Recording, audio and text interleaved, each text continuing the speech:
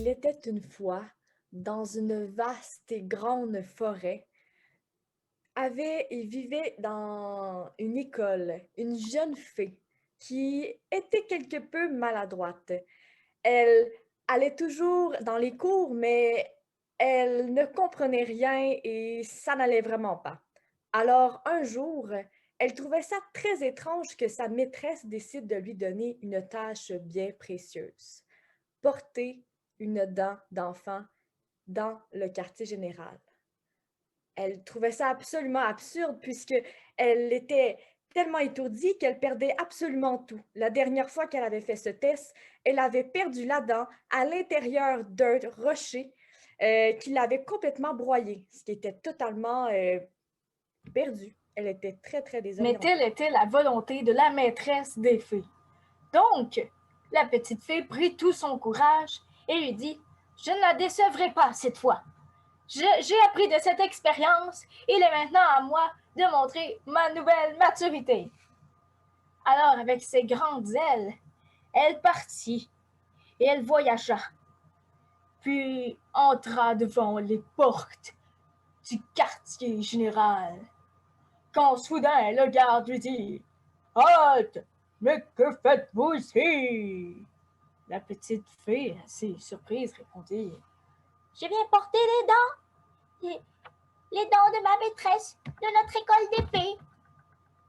Le garde lui répondit alors: Pour cela, il nous faut le mot de passe. Avez-vous le mot de passe? Mais la petite fille n'avait eu absolument aucune direction par rapport à ce mot de passe. Bien sûr, elle s'était déjà rendue dans le quartier général, mais ça faisait vraiment très très longtemps. Alors elle fouilla dans sa tête. Mais que pouvait donc être le mot de passe? Elle se remémora la première chose que la maîtresse avait dite à la première journée d'école, au premier cours. La réponse à tout se trouve à portée de vue.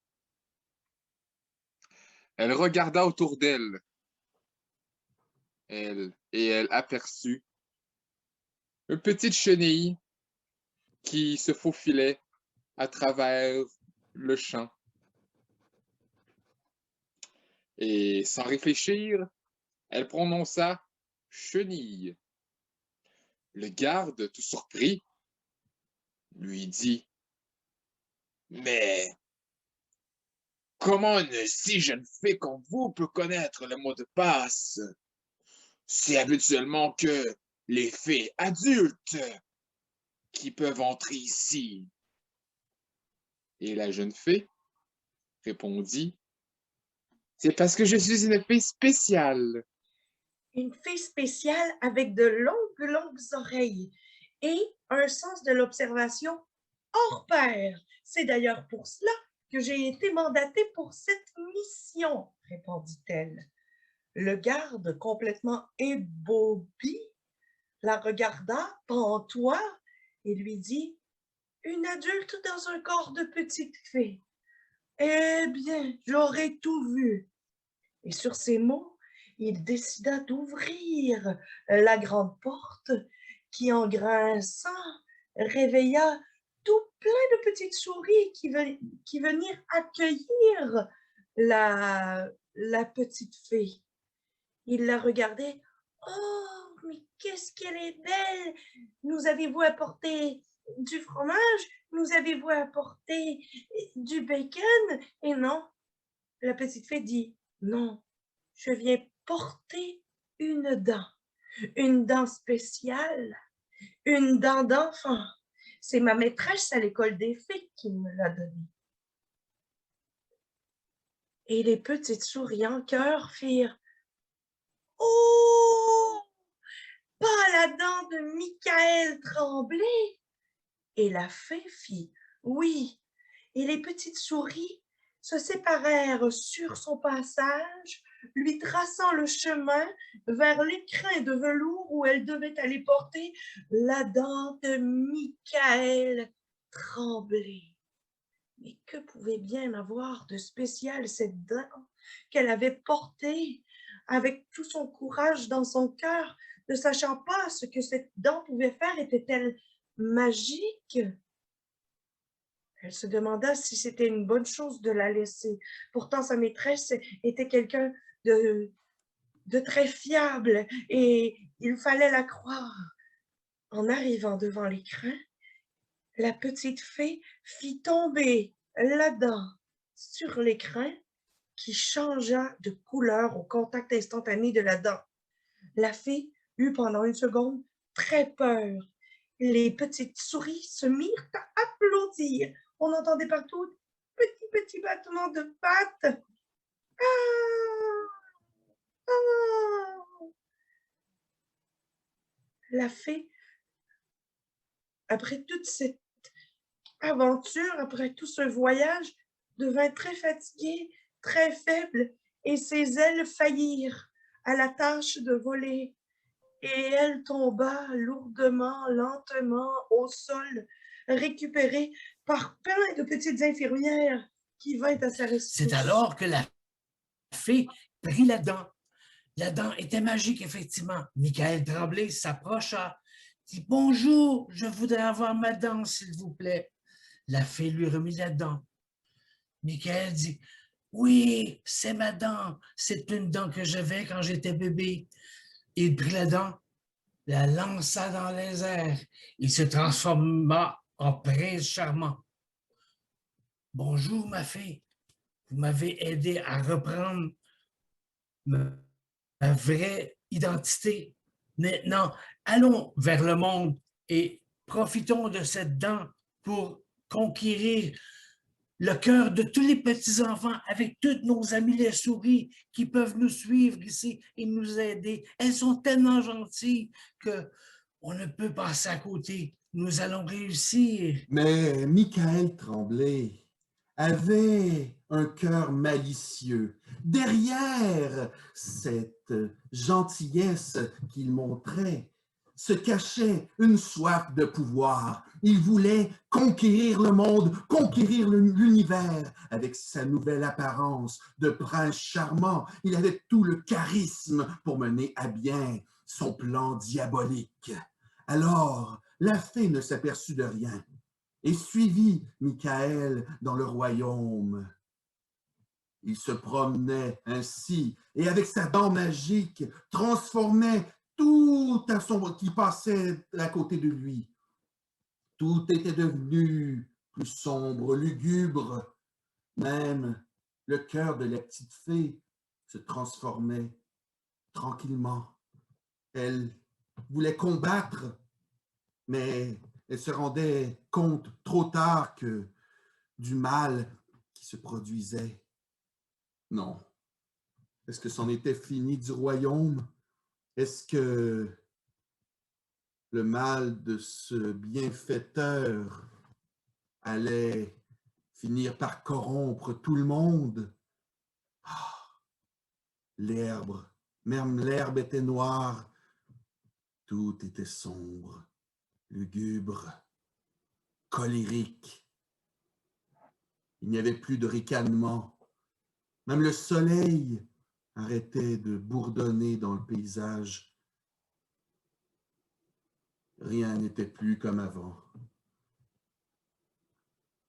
L'univers entier n'obéissait qu'aux ordres de Michael, l'exterminateur de bonheur. Mais qu'est-ce que j'ai fait? Mais qu'est-ce que j'ai fait? Se dit-elle, la petite fée. Pourquoi ma professeure m'avait-elle choisi? Pourquoi est-ce que je n'avais pas réussi à voir la méchanceté, le cœur flétri de ce jeune homme? Mais ce qu'elle savait au fond d'elle, c'est qu'elle devait faire quelque chose. Elle devait arrêter ce jeune Tremblay et elle savait comment faire. Elle savait car elle se souvenut. Elle se souvenut avoir déjà entendu une phrase venant du lointain qui lui disait « Quand tu penses que tout est fini, c'est seulement le début d'une quête qui commence. » Alors, elle entreprit de parler à Michael. Elle lui dit « Michael, pourquoi fais-tu cela? Pourquoi veux-tu conquérir le monde? Qu'est-ce qui t'a amené à cela? Et Michael lui dit, lorsque j'étais petit, j'avais un beau sourire. Et maintenant que je n'ai plus mes dents d'enfant, je suis rendue avec des dents toutes croches, toutes carriées. Et toute ma vie, les gens rient de moi. Donc maintenant, je vais me venger des fées qui ont volé mes dents d'enfant. Et je vais prendre leur contrôle sur eux. Et la petite fille lui dit, mais voyons, Michael, ce n'est pas comme cela que tu parviendras à tes fins. Il y a beaucoup d'autres solutions. Michael lui dit, ah oui, laquelle? Nomme-moi-en des solutions, parce que moi je n'en ai jamais trouvé. Et la petite fille lui dit, pense à ce que ta maman t'a dit il y avait 8 ans. Bien évidemment, la petite fille ne connaissait rien de Michael. Et Michael répondit, ma mère m'a toujours répété ce conseil. Souris à la vie et sois confiant en toi. Tous les chemins s'ouvriront à toi. C'est aussi simple que ça. Et Michael ne comprenait pas ce que ça voulait dire à cette époque, mais il se mit à réfléchir. Les fées sont des créatures bienveillantes. Une fée est apparue devant moi. C'est un signe. C'est un signe que la vie est peut-être belle finalement, que la vie mérite d'être vécue. Et au final, conquérir le monde, ça sert à quoi? Ça sert à rien. C'est inutile.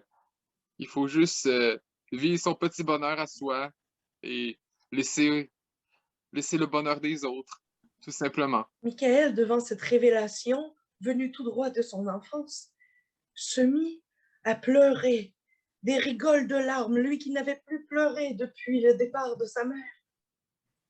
Il devint tout petit, si petit que la fée lui sembla soudainement plus grande. Il devint minuscule. La fée prit peur. Que s'était-il passé? Michael leva les yeux, essuya ses larmes, regarda Petite Fée et lui dit, « Je suis désolée d'avoir été méchant avec toi. » Sa voix n'était soudainement plus celle